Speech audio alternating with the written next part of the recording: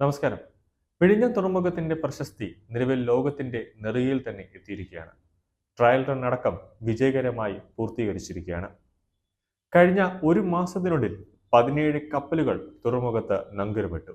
7ഓളം കുറ്റൻ ചരക്ക് കപ്പലുകളും അടുത്ത ബാച്ചിൽ വിഴിഞ്ഞത്തെത്തും.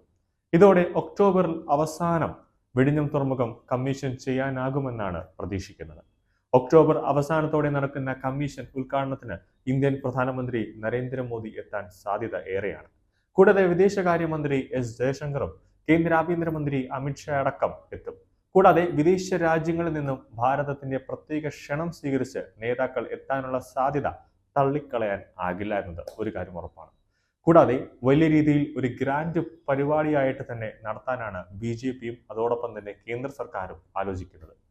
കൂടാതെ വിഴിഞ്ഞം തുറമുഖത്തിന്റെ 4 കിലോമീറ്റർ ചുറ്റളവിൽ ഹൈ റിസ്ക് കാറ്റഗറി പ്രഖ്യാപിക്കേണ്ടതായി വരും. കൂടാതെ വിവിധ സോണുകളിലായി വിഴിഞ്ഞത്തെ മാറ്റുകയാണ് ലക്ഷ്യം. അതോടൊപ്പം തന്നെ CISF സെൻട്രൽ ഇൻഡസ്ട്രിയൽ സെക്യൂരിറ്റി ഫോഴ്സും ഇന്ത്യൻ നേവിയുടെ മാർക്കോസ് അടക്കം വിഴിഞ്ഞത്ത് സുരക്ഷ ഒരുക്കും.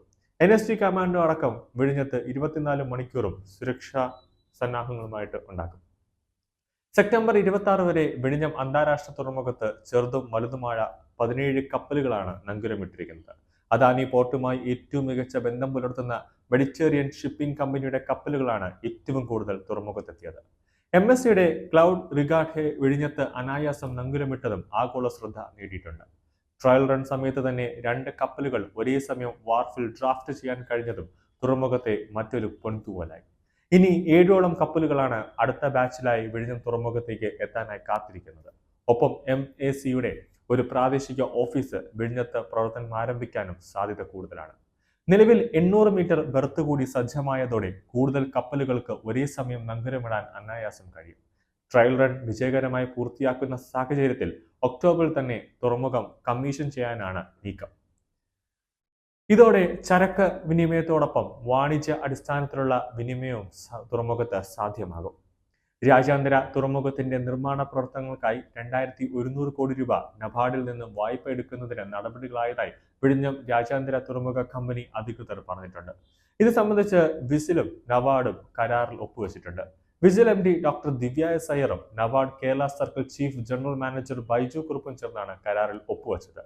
തുക തിരിച്ചടവിന് 2 വർഷത്തെ മൊറട്ടോറിയം ഉൾപ്പെടെ 15 വർഷത്തെ കാലാവധിയുണ്ട്.